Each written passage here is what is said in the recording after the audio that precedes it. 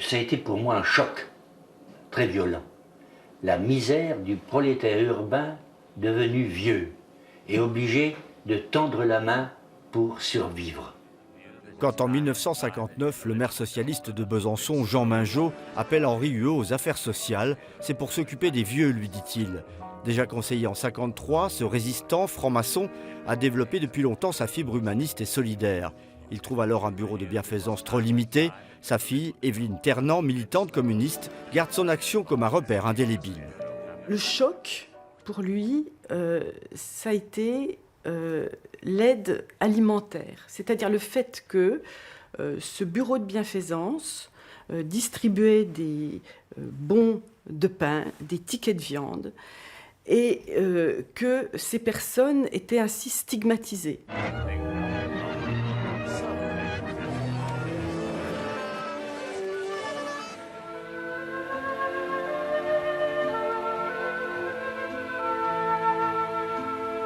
Le minimum social garanti, né en 1968 sous l'impulsion d'Henri Huot, ne s'est pas implanté sans mal. Au Congrès national des CCAS à Épinal, l'adjoint au maire de Besançon avait été mis en minorité. Même localement, ça n'a pas été simple.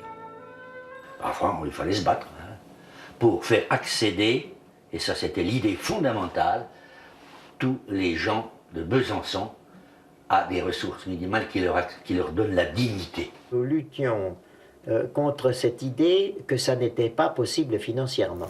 On lui disait parfois, oui, mais d'accord, mais les ivrognes, ils vont aller boire avec des chopines de vin leur minimum social garanti. Et il disait, on respecte la personne, on l'aide par ailleurs à sortir de ses addictions, mais on la respecte, elle est digne, et la dignité, c'est un revenu monétaire. Passer de l'aide en nature au revenu monétaire, je pense que c'était extrêmement novateur. Novateur au point d'inspirer le RMI, le revenu minimum garanti, créé en 1988.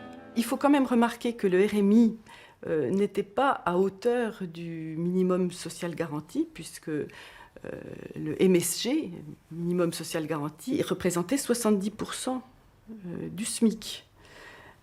Alors que le RMI n'a pas été indexé et représentait en gros 40% du SMIC. Cette résidence autonomie a été créée en 1964, la deuxième de France. Henri Huot n'a pas été l'initiateur, mais le développeur, en lien avec Auguste Ponceau, le président du Centre communal d'action sociale de l'époque. Ce concept, c'était le fait que les personnes puissent terminer leur jour dans leur meuble, avec le choix entre une autonomie totale, notamment se faire à manger, ou alors, au contraire, utiliser les services, c'est-à-dire les services de restauration, les multiples services médicaux. Que reste-t-il aujourd'hui de l'action d'Henri Huot ? Des résidences autonomie, pas encore assez développées, et puis le RSA en lieu et place du RMI.